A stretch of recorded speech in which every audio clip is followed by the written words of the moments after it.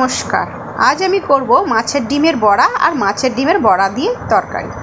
মাছের ডিমের বড়াটা আপনারা শুধু খেতে পারেন আর কিংবা তরকারিও করতে পারেন। আমি মাছের ডিমটা ধুয়ে পরিষ্কার করে নিয়েছি। এবার তার মধ্যে পরিমাণ মতো বেসন দেব, একটু কর্নফ্লাওয়ার, নুন, হলুদ, গরম মশলা, লাল লঙ্কার গুঁড়ো আর কাঁচা লঙ্কা। সমস্ত উপকরণগুলো দিয়ে ভালো করে আমি মেখে নেব। ডিমের মিশ্রণটা ভালো করে মাখা হয়ে গেলে তার মধ্যে আমি একটা মুরগির ডিম অ্যাড করে দেব। মুরগির ডিমটা দেওয়ার পরে ভালো করে আমি মিশিয়ে নেব। তারপর মাঝারি সাইজের একটা পেঁয়াজ নিয়ে সেটা নুনে ভালো করে ডলে নেব। তারপর ডিমের মধ্যে অ্যাড করে দেবো।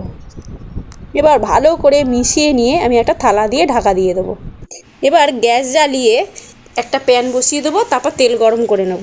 এবার ডিমের মিশ্রণটা চামচ দিয়ে অল্প অল্প করে দিয়ে দেবো। এবারে মাঝারি আঁচে মাছের ডিমের বড়াগুলো উল্টে পাল্টে লাল লাল করে ভেজে নেব। মাছের ডিমের বড়াগুলো হয়ে গেছে, আমি তুলে নিয়েছি। এবার বাকি ব্যাটারটাও তেলের মধ্যে দিয়ে দিয়েছি, পুরোটা দিয়ে একটা থালা দিয়ে ঢাকা দিয়ে দিয়েছি। এই ব্যাটারটাও মাঝারি আঁচে ঢাকা দিয়ে ভেজে নিয়েছি, তারপর পিস পিস করে কেটে নিয়েছি। এবার কিছুটা বড়া শুধু খাওয়ার জন্য রেখে বাকিটা জিরে আদা বাটা দিয়ে ঝোল করব। মাছের ডিম আমরা সাধারণত আদা রসুন দিয়ে খাই, কিন্তু জিরে আদা বাটা দিয়ে করলে মাছের ডিমের তরকারিটা হালকাও হবে এবং মাছের ডিমের যে ভিটামিনটাও পাওয়া যাবে।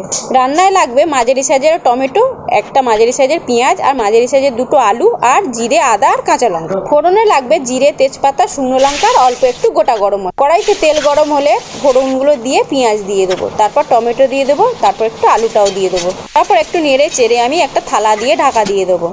মশলাটা এবার আমি শিলনোড়া সুন্দর করে বেটে নেব। মশলাটা আমার বাটা হয়ে গেছে। এবার ঢাকনা খুলে একটু নুন, একটু হলুদ আর সামান্য চিনির দানা ফেলে দেবো।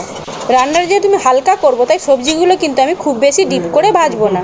এবার সবজিগুলো একটু নাড়িয়ে চাড়িয়ে আমি বেটে রাখা মশলাটা দিয়ে দেবো। তারপর একটু মশলার জল দিয়ে কষিয়ে নেব। এবার ভেজে রাখা মাছের ডিমটাও অ্যাড করে দেবো, দিয়ে এটাকেও একটু কষিয়ে নেব। এবার গ্যাসটা মাঝারি রেখে তারপর ঢাকনা দিয়ে দেবো। তারপর ঢাকনা খুলে পরিমাণ মতো জল দিয়ে দেবো।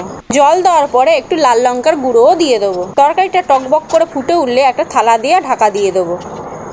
মিনিট 5-10 মিনিট ফুটিয়ে নেওয়ার পরে ঢাকনা খুলে দুটো কাঁচা লঙ্কা ফেলে দেবো। মাছের ডিমের পাতলা ঝোলটা আমার রেডি। তো বন্ধুরা, ভিডিওটা কেমন লাগলো অবশ্যই কমেন্ট বক্সে জানাবেন। ভিডিওটি প্রথম থেকে শেষ অবধি দেখার জন্য অসংখ্য ধন্যবাদ। তো টাটা বন্ধুরা।